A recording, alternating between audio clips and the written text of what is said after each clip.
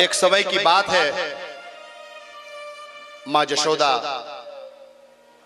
भोर में जल्दी उठती थी और उठ करके सबसे पहला काम होता था मैया का स्नान आदि से निवृत्त होकर के अपने ठाकुर जी के भोग लगावे के ताई शुद्ध ताजा माखन बिलोना।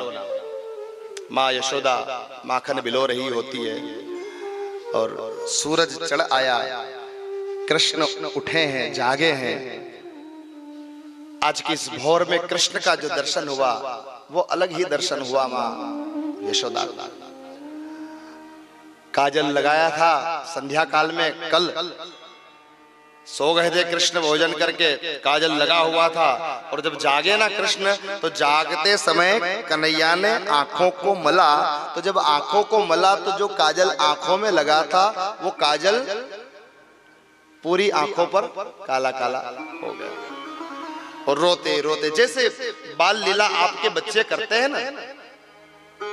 ध्यान रखना, ये कथा को इतना विस्तार में इसलिए दे रहा हूं कि इस कथा को सुनते सुनते आपका जब लाला जागे, आपका जब नाती पोता जागे और वो आपके पास आकर के खड़ा हो, आपके आंचल को पकड़े, या तो रोए या तो कोई गुस्सा करे, उस समय ये मत सोचना कि ये मेरा लाला है, ये मेरा नाती पोता है। उस समय ये सोचना कि गोविंद ही मेरे लाला के रूप में आकर के मेरे पास खड़ा हुआ है।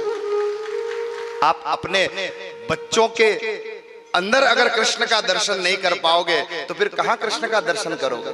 किसको कृष्ण ढूंढने जाओगे? कहां कृष्ण मिलेगा आपको? ना हम बसामि वैकुंठम योगिनाम हृदयम न च मदभक्त्या यत्र गायत्री तत्र तिष्ठामि नारद।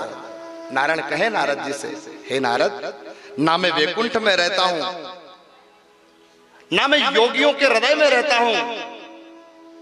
कहां रहते हो प्रभु आप? बोले जहां प्रेम और भाव से मुझे पुकारा जाता है, प्रेम और भाव से मुझे स्नेह दिया जाता है, मैं उसी क्षण उसके समक्ष प्रकट हो जाता हूं। सियाराम मैं सब जग जानी, कथाओं को श्रवण करते करते, सत्संग को करते करते, शास्त्र का संग करते करते, सुधी जनों का, गुणी जनों का, महत जनों का संग करते करते, जब आपको आपका वो पड़ोसी जो रात दिन उसका विचार आपको सता रहा है, रात दिन उसके प्रति हमारे मन में वैर भाव बढ़ रहा है, हमारा कोई कुटुंब का भाई बंधु जो या तो हमसे ईर्ष्या करके या तो हमारे मन में उसके प्रति ईर्ष्या हो करके एक दूरी आ गई है, तो भैया आप कथा सुन रहे हो इसलिए मेरा हाथ जोड़ करके निवेदन है, कथा को सुनते सुनते उसके अंदर भी मेरे सावरिया सेठ का दर्शन करना प्रारंभ कर देना, उसकी मति सुधर जाएगी, सवर जाएगी। आपकी मति तो सुधरना आवश्यक है क्योंकि आप कथा में आए हो, वो नहीं आया है, आप आए हो, आपकी जिम्मेदारी बनती है।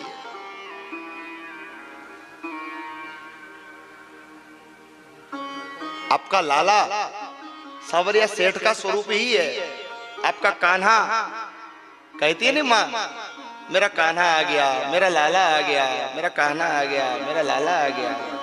खूब प्रेम करना उसको, खूब स्नेह रखना उसको।